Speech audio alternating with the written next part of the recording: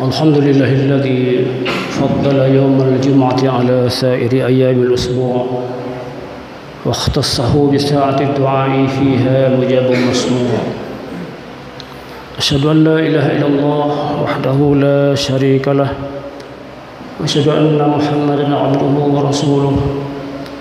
اللهم صل على محمد وعلى آله وأصحابه ومن تبعهم بإحسان إلى يوم الدين. عباد الله، اتقوا الله حق تقاته ولا تموتن إلا وأنتم مسلمون. وقال تعالى في كتابه الكريم: وبقوله يهتدي المهتدون. أعوذ بالله من الشيطان الرجيم. بسم الله الرحمن الرحيم. إنا أرسلنا نوحا إلى قومه أن أنذر قومك من قبل أن يأتيهم عذاب أليم.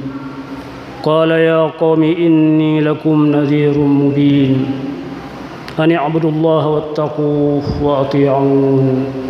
صدق الله العظيم.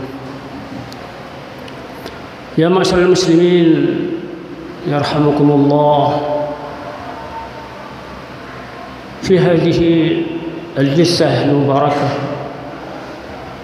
يسر الخاطب أن يقدم موضوعا في هذه الجمعة: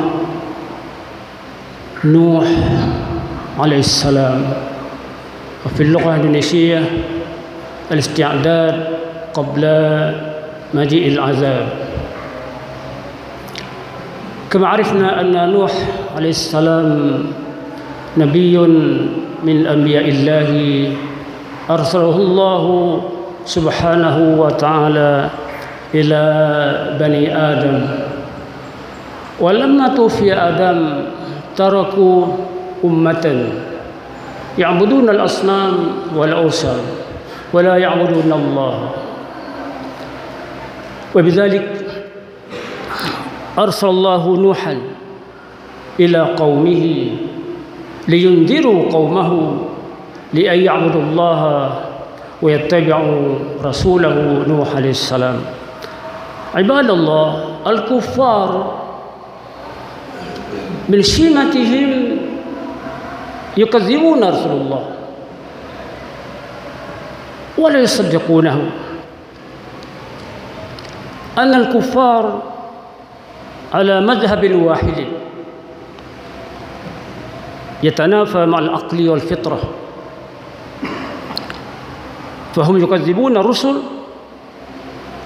ويطلقون عليهم ألقاب الباطلة. إخبار الله تعالى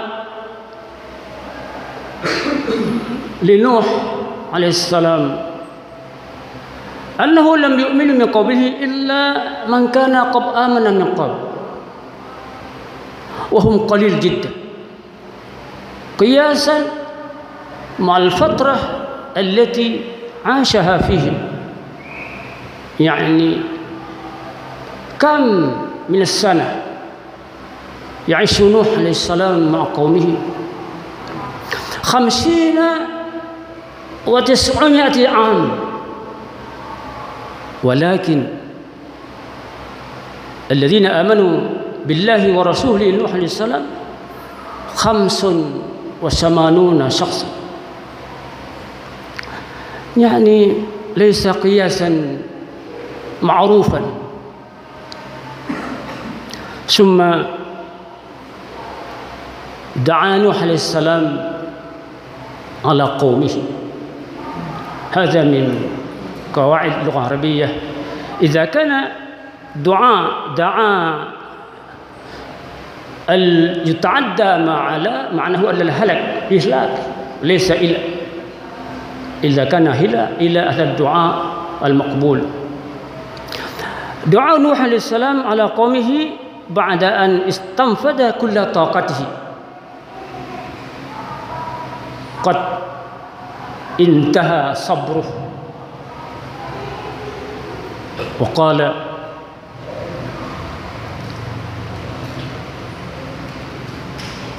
Rabbi la tadhar 'ala al-ardi min al-kafirin dayyara innaka in tadarhum yudillu 'ibadaka wa la yalidu illa fajiran kafar.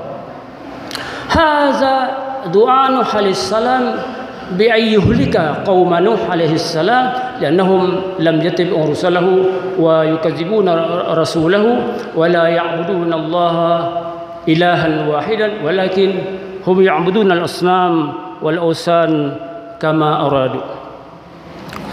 Ibadallah, in ja'u Nuh alaihi salam wa man ma'ahu bis safinah wa yaghra'u man siwahu min al-kafirin min bainihim ibnuhu Kan'an wa zawjatuh Nuh. هذه القصة من قصة نوح عليه السلام تركها الله في القرآن يكون أثرا تؤثر إلى من بعده من الأمة. قال تعالى في سورة القمر ولقد تركناها آية فهل من مدكر ولقد تركناها آية فهل من مدكر يعني آثار سفينة نوح. قالوا الآن قد عصروها في أردن قالوا عصروها في قرب اليمن. فالمدكر هل أنت يتذكر بهذه القصة الجليلة العظيمة؟ لا فرق كما حدث تسونامي في أجه في عام 2004.